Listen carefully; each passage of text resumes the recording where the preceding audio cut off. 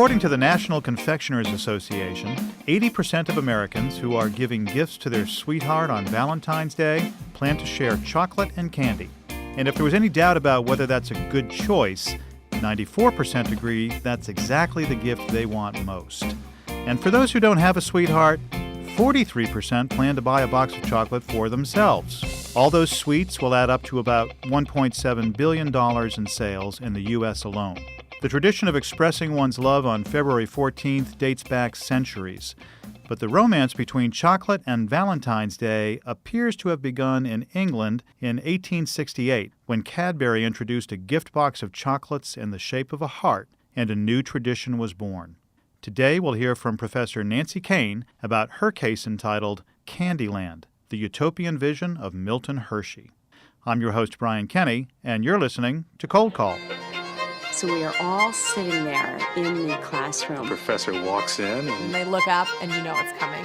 Oh, the dreaded cold call. Nancy Koehn is a business historian whose research focuses on effective leadership and how leaders, past and present, craft lives of purpose, worth, and impact.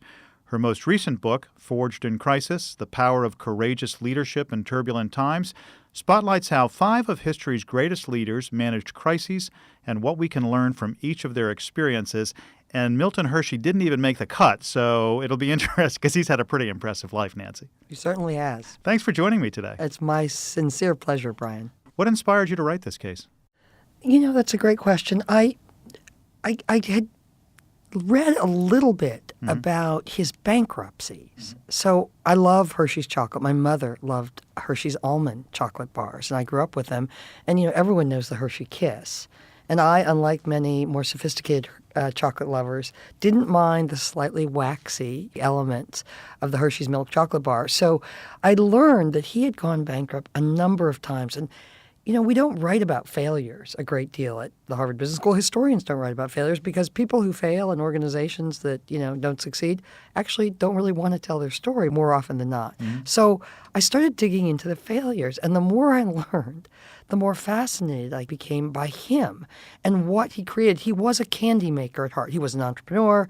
He was a restless spirit. He was an experimenter. He loved nothing more than, you know, sleeves rolled up, jumping into the lab, or it really wasn't a lab in the early 20th century, jumping into onto the factory floor and throwing Rice Krispies, for example, into a pot of chocolate and creating the crackle bar. Crackle, right. Yeah. He was always, if you will, mixing and matching and experimenting. And so the more I learned about him and the things he was making, because it was all candy. Most of his life is about candy. And I love candy. The more interested I became, and I just said, we got to write this up. And once you get to a man creating a town, you know, right, the utopian vision of Milton Hershey, it's good enough to be a movie. And so it really is. I'm a storyteller at heart, and so I just couldn't resist the story. That's true. And we'll talk more about that town because that's a really unique aspect of his life story. What was his childhood like? His childhood is very interesting and tumultuous. He was born to Mennonite parents in 1857 in Pennsylvania, and not far from Lancaster, in a county called Derry, Pennsylvania. His father was another restless spirit who everything that he touched turned to mud. So he had 7 or 8 different kinds of careers, everything from, you know, opening a bookstore to making cough drops to trying his hand at oil refining. And he basically went belly up at each instance. And his wife, Fanny Snavely, was her maiden name. His name was Henry Hershey. She got tired of all this after a while and eventually just moved quietly away from him because in the Mennonite church you didn't divorce. She settled in Lancaster. Milton stayed with his mother, but Henry kept kind of rolling in, right, with the latest get-rich-quick scheme, which ultimately went nowhere. And when his son got old enough to be an adult, he dragged his son through a bunch of failed ventures. So it was tumultuous. And we can see the effects of this on Milton because at one point, early in his life, he can't be much older than 5 or 6. They're in southern central Pennsylvania, and Lee is marching up towards Gettysburg. And he gets very nervous that his family is going to be attacked, and so he gathers all his pennies, 17 cents, and he buries them in the ground. So here's a young person that already has had lots of commotion in his life, and he's saying, I'm going to put a little stake in the ground. Here are my pennies in the coffee can. So I think his childhood was difficult for him. Early on, his mother apprenticed him out to a printer. That did not work. So he was, I think, 11 or 12. And then she quickly finds him a job at a candy maker. outside of Lancaster. There it is. And there's the beginning. And he never looks back. So the childhood was interesting, full of lots of change, but then ultimately gets anchored, I think, in lots of different ways in candy. Yeah, and it sounds like pretty unsettled for him, too, and maybe some insecurities there and a feeling that he needed to protect the family and his mother. And Very much so. He had a sister who died when she was relatively young. That was really, I think, the ostensible reason that Fanny finally said enough with her ne'er-do-well husband. But he, I think, had a great sense of, I need to prove myself, and I need to prove myself for my mother, particularly. He's very close to his mother. She never left him, even after he married later. Fanny Snavely could be seen, well into her 60s wrapping kisses on the factory floor, and wrapping them in foil with a little they did flag. that by hand. And they did it by hand for years and years and years, yeah. Now, you mentioned General Lee. What was the backdrop in the United States at the time? So he's coming of age in the late 1800s. Right. What was going on around him? He's born in 1857. By the time the Civil War ends, he's, 8 years old. And then the American economy, we all have a vague sense of this, really takes off. The Transcontinental Railroad was completed at the end of the 1860s.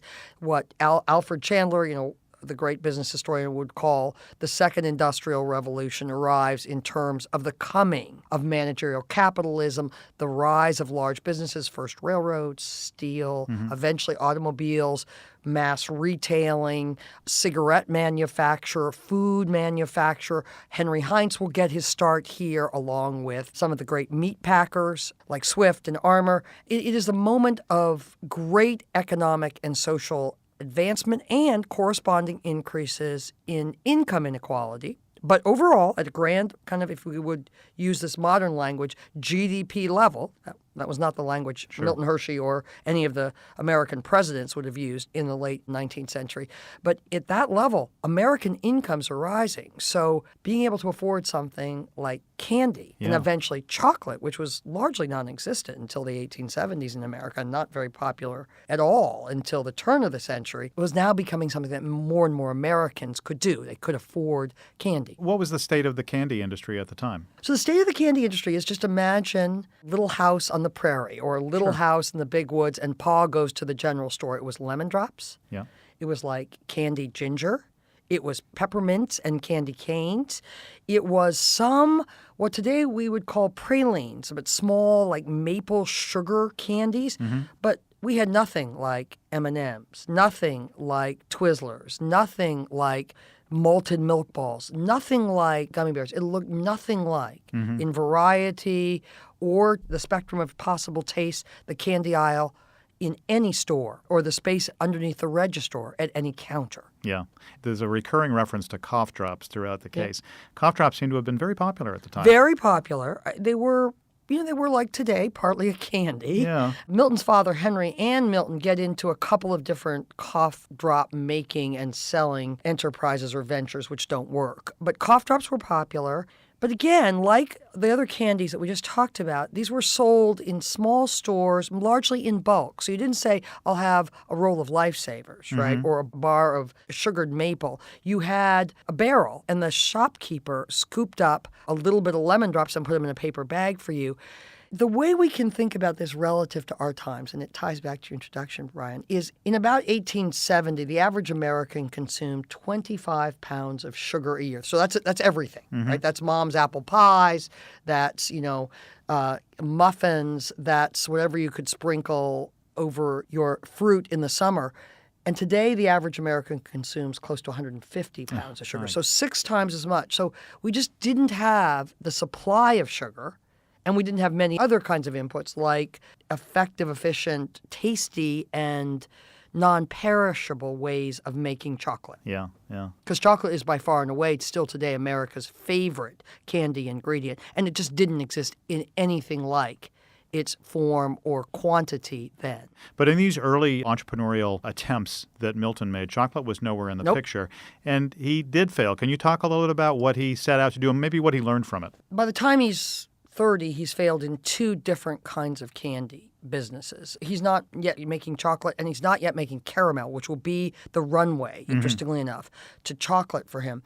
He learned, I think, about a couple of things, and they're lessons that lots of entrepreneurs, from Josiah Wedgwood to Steve Jobs, and that is how to grow, viably without growing so fast that you run out of cash and kind of hit the wall, Yeah. right? It's a very classic problem in Fin 1, right? There's Butler lumber, there's Wilson lumber, there's all kinds of cases that students here Fin study. 1 being one of our MBA courses Yeah, here. right. Yeah. Study about this very basic thing, which is you want to grow, but you can't necessarily collect the money you need to collect fast enough to pay what you owe in terms of inputs. And so he learns that because that's one of the things that he gets into trouble with. So he learns how to grow at a viable pace. I think a second thing he learns, and this is really important, is he learns not to get out too far ahead. He wouldn't have said this of his, if you will, ski tips in terms of what consumers want. Both bankruptcies, I think, help him develop something that I studied a great deal in my first decade at the Harvard Business School, which is how do entrepreneurs anticipate what consumers may want before they know that they want something. So how did Howard Schultz say, you can't start your day without a flat white? Well, no one in America had ever heard of a flat white. Yeah. Or how did Henry Heinz say, you're going to put ketchup, bottled ketchup, on every piece of meat you eat when most Americans had never heard of ketchup? I'm fascinated by demand side. That's innovating. That's creative imagination and then innovation on the demand side. Both of Milton Hershey's bankruptcies help him develop that. And that's going to turn out to something you said just a minute ago, Brian, to be very important in how he, more than any other single individual, breaks open the American market for chocolate. What's the turning point for him? He's got these 2 failures under his belt. He's got no money. Nobody wants to give him. No, and it's a wing and a prayer, and it's some relatives' money. But the real kicker is a businessman that comes through Lancaster, an English businessman, and tastes his caramels and said, you need to expand. These are so good. In the really mid-1880s, a little bit earlier, he gets into caramels. He's fiddling and diddling because it's all about milk and the milk not going sour and the caramel being the right texture and being tasty. And he found something called the Lancaster Caramel Factory. And so these angels swoop in, like lots and lots of great startup companies that become silverback gorillas in the land of business and help him along because they like the product. And they believe in his determination. This guy is so determined. He just won't take no for an answer. He's doing very well in the Lancaster Caramel Factory. And then he gets interested in chocolate. And he gets interested in chocolate because he happens to be in 1893 in Chicago at the Grand Columbian World Exposition, a world fair, very, very famous world fair there. And he sees a chocolate manufacturing exhibit. And that gets him interested, comes back and starts playing with chocolate, but it still takes him a good 7 or 8 years before he really has tinkered his way into a chocolate texture, a means of manufacturing.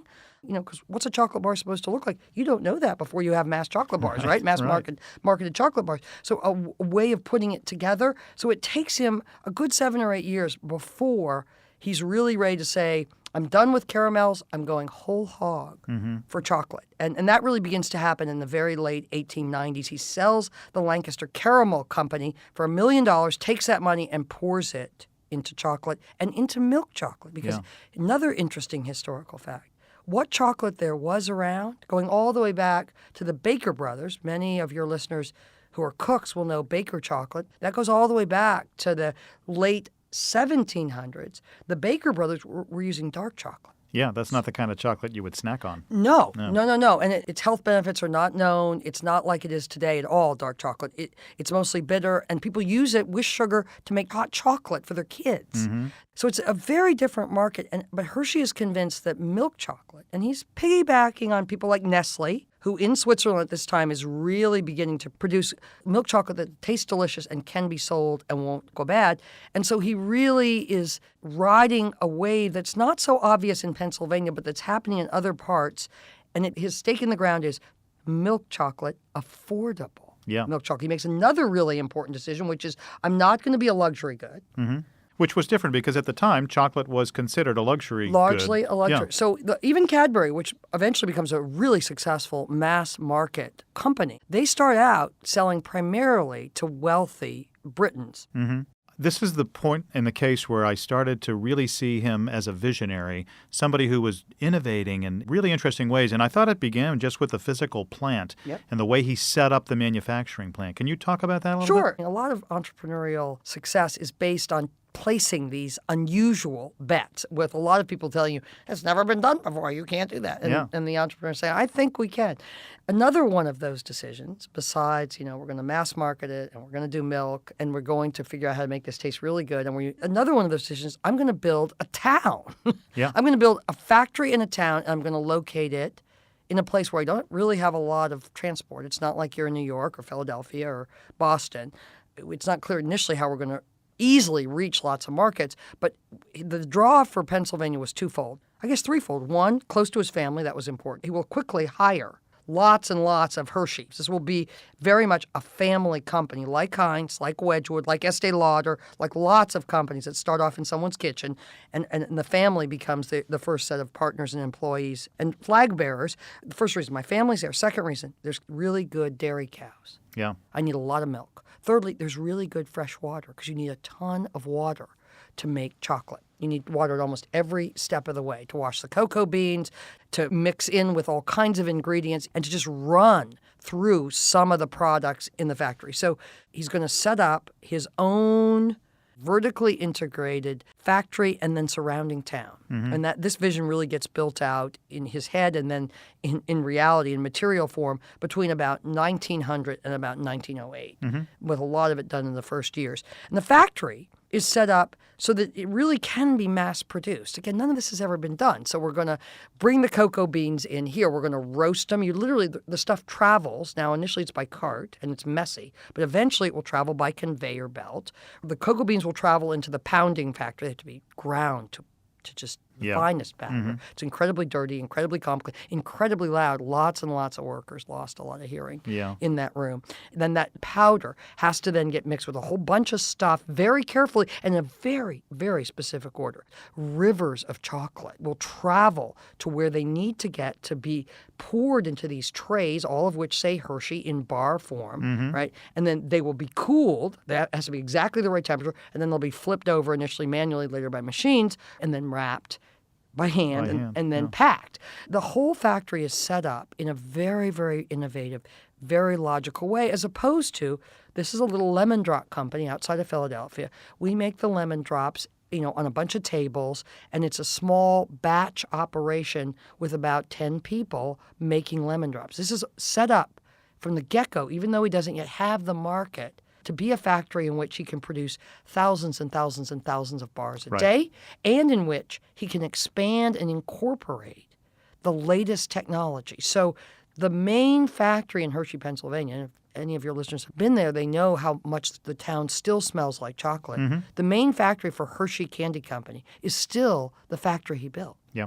There's lots of other places they make chocolate, but it speaks to the farsightedness of what he saw, that plant is still at the center of a lot of manufacturing operations for this gigantic candy company. Let's talk a little bit more about the town, because this notion of the company town, I didn't realize until reading the case, this was a pretty prominent movement back in that time, and it was done well in some places and done not well in others. I always think about Pottersville, the dystopian future that the character in It's a Wonderful Life sees when he's looking at the counterfactual life. What was Hersheytown like in Hershey's eyes? He wanted it to be a place where all of his workers could feel like they had everything they needed for their work and their family life. It was a town that he built very purposely. Obviously, he had some construction interest because he had a hand in everything. It was a town in which he built, not only the basic infrastructure, a bank, schools, a library, stores, and built housing. These individual houses. He didn't want them all to look exactly like they did in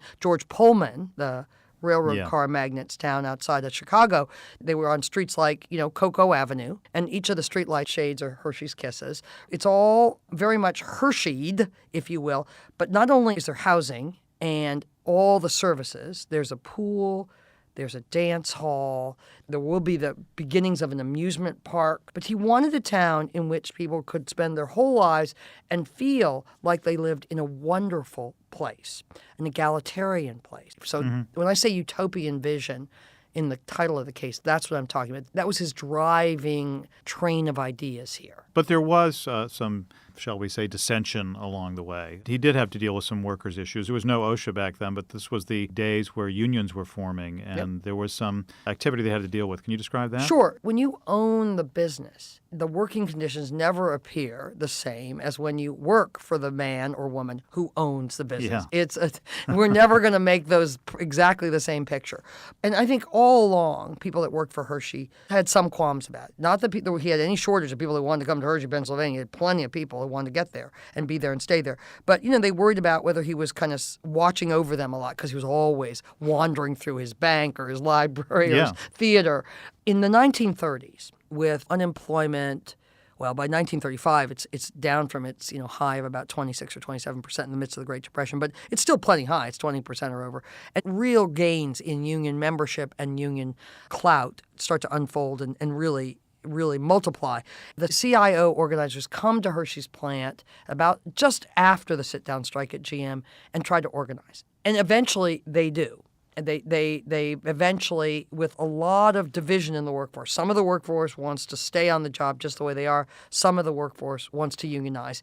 This pains Milton Hershey to no end. I mean, it just tears at his heart that the people that he's, in a sense, created this town for and that he believes, true or not, that he's serving so well, he feels have turned on him. In the end, the CIO is recognized as the bargaining representative for workers. And the story of labor strife at Hershey largely dies down. But Milton Hershey will die 8 years later in 1945, and he never recovered completely emotionally from what he felt was betrayal, maybe a little strong, but a very, very surprising turnabout on the part of some of his workers toward all that he thought he had done for them. He was a very caring guy because the case talks about the fact that he was really concerned about people, struggling during the Depression and wanted to make sure that, right down to the individual, that so-and-so is okay. The workers weathered the Depression in Hershey, Pennsylvania much better than most workers did. Now, let's go back to his childhood. This is someone who never knew the stability of a house and a library and a pool and eventually, a railroad that would take him to and from other parts. Maybe part of what he was doing, I don't want to put him on the couch for too long, was building the infrastructure that he never knew as a young man, as a child and a young man. And you could grow up in Hershey, Pennsylvania, and never have any sense of all the turmoil that he experienced. So I think we want to just put that little dollop, if you will, on our piece of chocolate. Yeah, and is that maybe not what drives him to establish the orphanage that he does? To me, that in some ways is the most interesting part of this story because of its extraordinary footprint today. So he marries at the age of 41. He marries a woman about 17 years younger than he, a woman named Kitty, and he meets her when he's traveling on one of his sales trips. And they fall quickly in love, and they try to have children and cannot. Fast forward a couple of decades, before she's 50, becomes very ill. And after she dies, he is just absolutely wrecked. I think a huge piece of his offering to her was to endow an orphanage. And so he builds the Hershey Industrial School for Boys and plays a very active role in it all the way up to his death. Now, here's the thing that to me is just so fascinating. When he dies, he has given away basically all his money and a huge amount of his stock in the Hershey Chocolate Company, which went public in the early 20th century after the First World War ended. That stock became so valuable that today, in 2019, on a per-student basis, it's the wealthiest school in the world. Wow. It's certainly holding its own with Harvard in terms of just huge endowments because the stock appreciates so much. It's a great school, and if he could see this, maybe he can, you just know he's chortling in joy with it. That's great. There's so much more to this case. We're not going to get to it all today, Nancy. It's a really rich case. But one thing I wanted to ask is it possible to have this kind of story happen today in a global world? It feels like so much of what he was able to do was because, I don't know, he could get his arms around the market a little bit easier and it was more manageable. Could this be replicated today? I think so. I think the fundamental thing that he did that enabled everything else was this demand-side innovation. There is a market out there. Americans don't know that they can't live their lives without chocolate or that they will have chocolate on at least semi-regular basis. By 1910, he's got kiosks, little machines, candy machines, all over the New York subway system. I mean, he's selling chocolate bars with baseball cards. He has plenty of help. No entrepreneur does it alone. But I think the demand side imagination and then the chutzpah to make that real is absolutely on offer today and doable. Now, can you take the fruits of that success and say, then I'm going to build a model for how stakeholders in this enterprise can work together? That, I think, there's a hunger for that right now. I mean, think of how the social and political footprint of business is now just massively expanding, not just in terms of corporate social responsibility, but think about business's role politically in the last 2 years, from Charlottesville and, race relations to the Paris Climate Accords, to gun control or gun safety, to the Muslim travel ban. I mean, we're just seeing business get involved in all kinds of ways. I think people are very hungry in lots of different ways to see what good business can do. So you bet I think this could be done. That's a pretty optimistic note to end on. Yeah. Thank you for joining us today. Oh, my pleasure. If you enjoy Cold Call, you should check out HBS Skydeck, a podcast series that features interviews with HBS alumni from across the world of business, sharing lessons learned and their own life experiences. Thanks again for listening. I'm your host, Brian Kenny, and you've been listening to Cold Call, an official podcast of Harvard Business School.